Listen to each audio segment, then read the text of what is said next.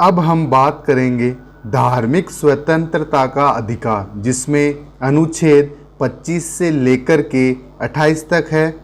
अनुच्छेद 25 जिसमें कहा गया है कि सदाचार, लोक व्यवस्था तथा स्वास्थ्य के अंतर्गत रहते हुए सभी नागरिकों को अपने अपने धर्म को मानने, अपने अपने धर्म का प्रचार प्रसार करने, अपने धर्म के अनुरूप आचरण करने तथा अंतःकरण की स्वतंत्रता प्राप्त होगी।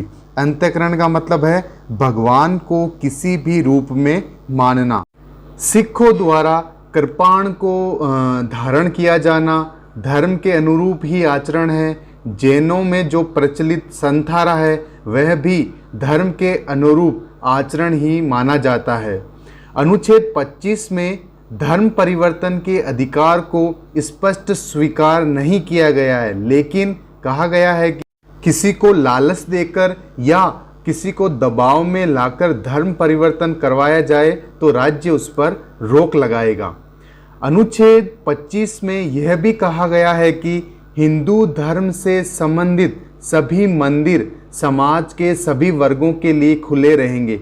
यहाँ हिंदू का मतलब है हिंदू, सिख, बौद्ध और जैन। अब हम बात करते हैं अनुच्छेद 26 जिसमें उल्लेखित है कि सभी लोगों को सदाचार, लोक व्यवस्था तथा स्वास्थ्य के अंतर्गत रहते हुए अपनी धार्मिक संस्थाओं की स्थापना करना, उन धार्मिक संस्थाओं का प्रबंधन करने, तीसरा चल व अचल संपत्ति अर्जित करने और उस संपत्ति का समुचित उपयोग करने का अधिकार होगा। यानी कि अपनी धार्मिक संस्थाओं की स्थापना, उसका प्रबंधन और उसके लिए चल अचल संपत्ति अर्जित करने और उस संपत्ति के समुचित उपयोग से संबंधित जो अधिकार है वो अनुच्छेद 26 में है।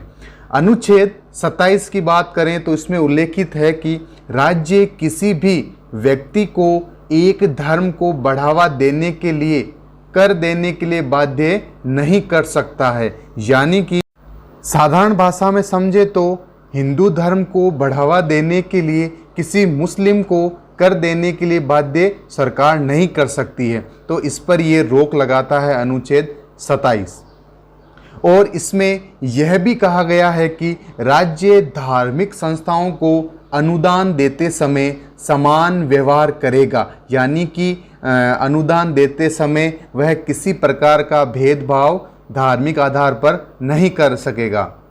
अनुच्छेद 28 इसमें उल्लेखित है कि राज्य सरकारी या गैर सरकारी किसी भी प्रकार की शिक्षण संस्थानों में धार्मिक शिक्षा उपलब्ध नहीं करवाएगा। यानी कि जो सरकार है उसका स्वरूप धर्मनिरपेक्ष है और वह किसी भी सरकारी या गैर सरकारी संस्थानों में धार्मिक शिक्षा उपलब्ध नहीं करवाएगा।